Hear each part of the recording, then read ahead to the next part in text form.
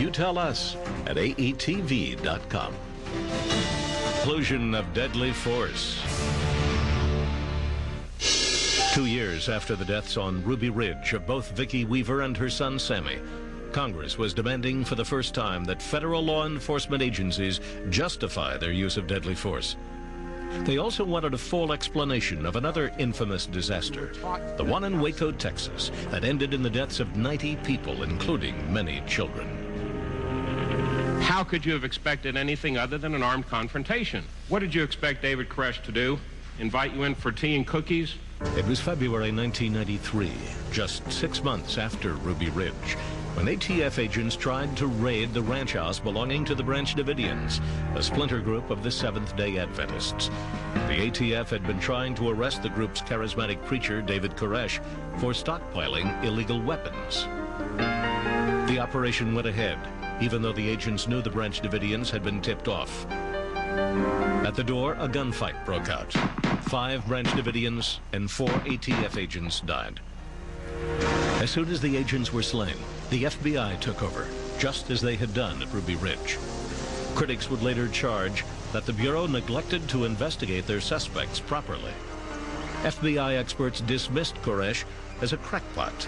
They underestimated the faith he inspired in his followers, who believed his sermons that the government would one day come to destroy them all.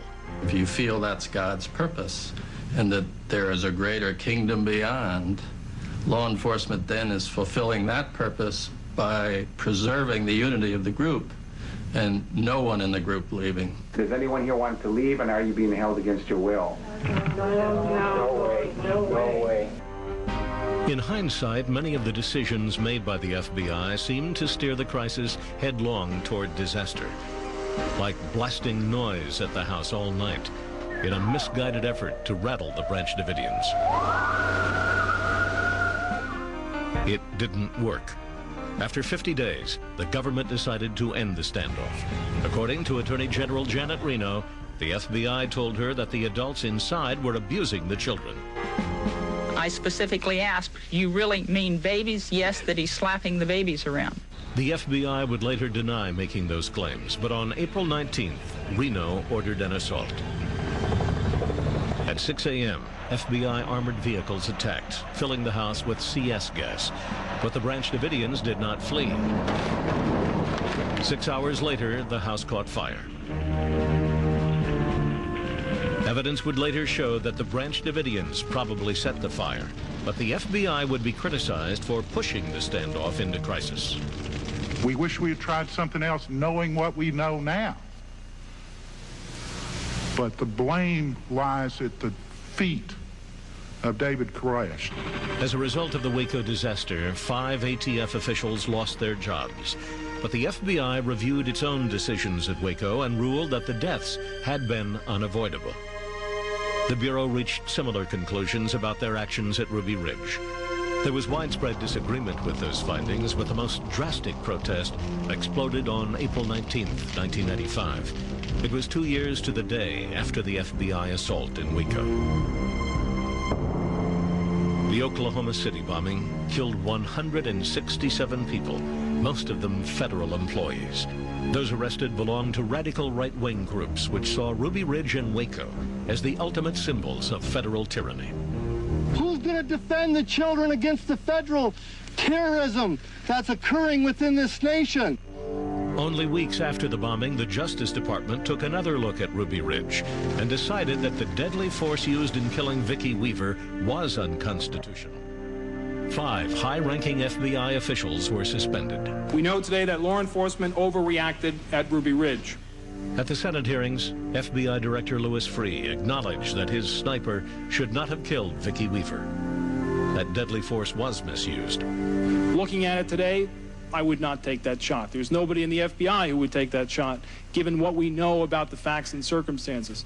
The Justice Department also settled a wrongful death lawsuit filed by the Weavers, awarding the family $3.1 million. But the government insisted that the award did not mean the federal agents were guilty of wrongful death.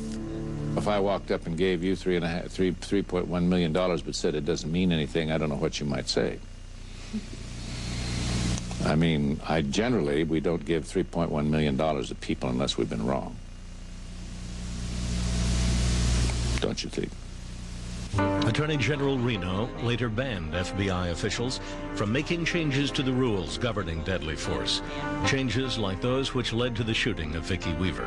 I think that there are no heroes in this incident. There are no martyrs in this incident. Nobody is going to be lionized as a result of what happened at Ruby Ridge. But Randy Weaver did become a symbol to anti-government extremists who seem perfectly willing to use deadly force themselves to express their anger. Anger focused on the flames of Waco, on the bloody contours of Ruby Ridge, Idaho, and on the tragic use and misuse of deadly force. The FBI did eventually redefine when agents may use deadly force. This change was credited in 1996 with bringing a standoff with the anti-government Montana Freemen to a peaceful conclusion. That same year, a top FBI official pleaded guilty and went to prison for destroying an internal report critical of Bureau conduct at Ruby Ridge. He was the only government officer held criminally responsible for the confrontation. In the aftermath of September 11th, 2001, the FBI returned to a more aggressive approach to individuals and groups deemed to be a threat. This shift in strategy has again highlighted the ongoing struggle to balance the need for security with the right to protection under the law. For American Justice, I'm Bill Curtis.